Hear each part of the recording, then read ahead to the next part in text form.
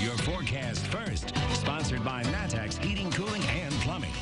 We seem to have some friends on the WCA3 tower. If the signal goes away, we know who to blame. We have some birds. This is up on our tower right now. I know, right? Yeah, Alfred Hitchcocky, oh boy. But that is a live look right outside the studio on our broadcast tower. Nice day for the birds and for anybody out there. Sunshine mixed in with a little bit of cloud cover. We're looking at quiet conditions here as we go throughout tonight. 79 in Champaign, still a little muggy out there, but we will see conditions beginning to improve by the end of the week. Through tonight, though, kind of muggy and cloudy. We're going to come back and talk about when we have some rain in the forecast. We'll check on the birds again, too. WCIA3 News starts right now. Now on WCIA 3 News. The U of I is stepping up its efforts to stop the spread of COVID-19. Why students are being blamed for a surge in cases. Head Start has shut down several of its programs, but tonight there is hope. I bought pepper spray for the first time and like an alarm. And there's a reason for it, where police are warning you to be on the lookout for someone who's grabbing women. You're watching your local news leader. This is WCIA 3 News at 6. Some good news tonight out of Vermilion County. The Head Start program that was just shut down will be starting up again very soon. Good evening. I'm Jennifer Roscoe. We talked to parents yesterday who said they had no idea the program was even in jeopardy, and some were scrambling to find out what to do. WCIA 3's Courtney Bunting live in our newsroom. So, Courtney, we got to start with, why was it shut down in the first place? Right, Jennifer. Well, the reasoning was because of some money issues. But now the national office is sending a team to help start it up again. In the meantime, other daycare centers say they've already been getting a lot of calls from parents looking for answers. A Head Start program that works with around 500 kids every year is now shut down. But there's hope for the kids they serve. A team from the National Office of Head Start is working to get things rolling again. In the meantime, Danville Christian Child Care Director Tiara Taylor Moore says she's already getting a lot of calls from parents, and they're rolling out plans to expand. We're actually opening another location. In a few months, the building actually is getting renovated. Taylor Moore says they can also work with families who struggle to pay. We do take child care resource, which is through IDHS. So parents who are low income, if they're working or in school, they will qualify to have their child care, most of their child care paid for. The same goes for Crosspoint Human Services, but they're filling up quickly. I have, I believe, 10 openings now. There's about 2 in each room. Child care supervisor Cindy Montgomery says that no matter where parents choose to send their kids, preparing them for school is extremely important. They're learning their shapes, their numbers, by the time they're in the 3-year-old room, they're starting to write their names. And when they leave here, they should be ready for kindergarten.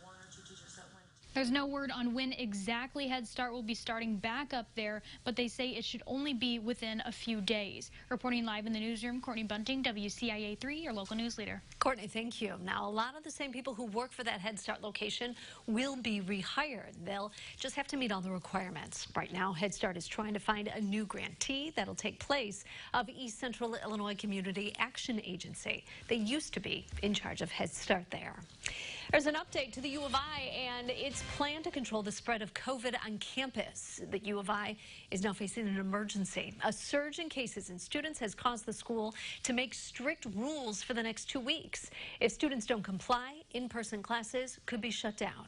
WCIA 3's Jennifer Jensen is live on campus. Now, Jennifer, give us more details on what came out today. Jennifer, the U of I says their shield testing has identified 784 new positive cases since the start of the semester on August 24th. In the past few days, the number of positive cases has increased and is on track to double every week. University leaders say this problem stems from large parties and other gatherings. They also say students have ignored CUPHD's guidance to quarantine or isolate when they test positive.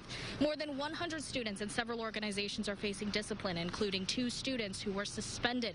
In response, for the next 2 weeks, starting today, the university is increasing staffing to monitor large gatherings, parties, and other unacceptable behavior in housing and campus town areas. The university expects all undergrads to restrict all in-person group activities from now until September 16th.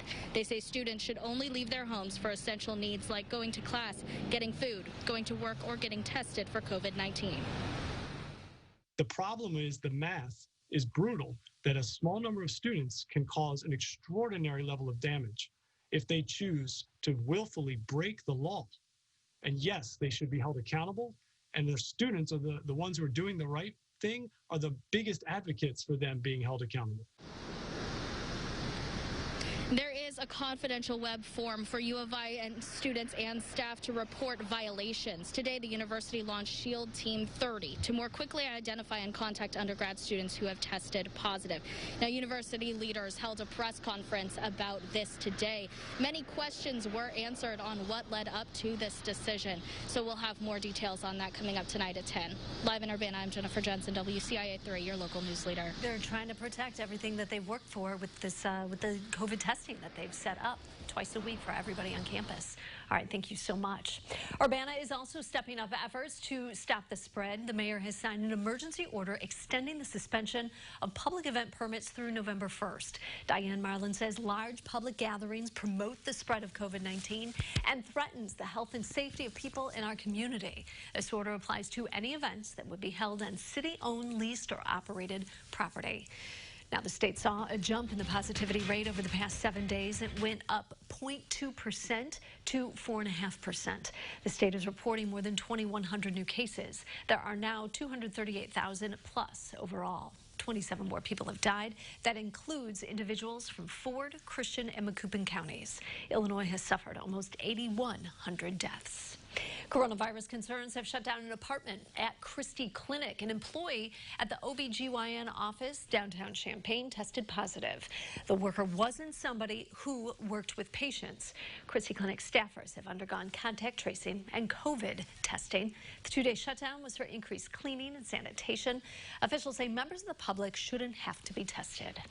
We have a follow-up from last month. A Paxton man originally charged with predatory criminal sexual assault of a child is now facing more charges. Brandon Irish was originally accused of assaulting a child under the age of 13. He's now being charged in a different case with aggravated criminal sexual abuse of a child and traveling to meet a minor. We have new details tonight. Urbana police are still looking for a suspect accused of groping women in the Champaign-Urbana area. It started happening last year on the U of I campus. And as you can see from this map, there are more than 20 incidents around town. WCIA 3's Gabrielle Cook tells us how students are making sure they're safe.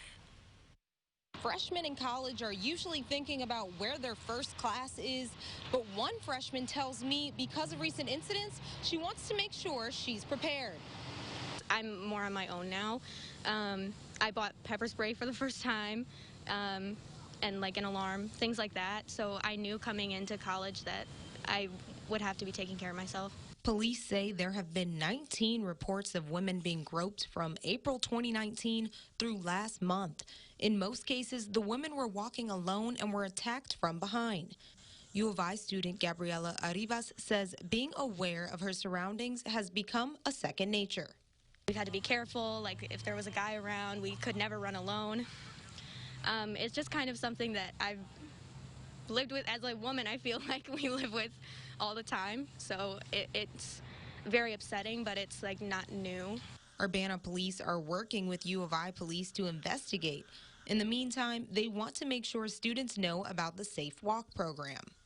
A member of that program will walk students to their destination. I think a lot of public safety has to do with perception and how you feel, and knowing that the university is utilizing all kinds of resources to keep them safe. This is just one of those additional resources. Students are also able to access Safe Walk through the app or by calling University Public Safety.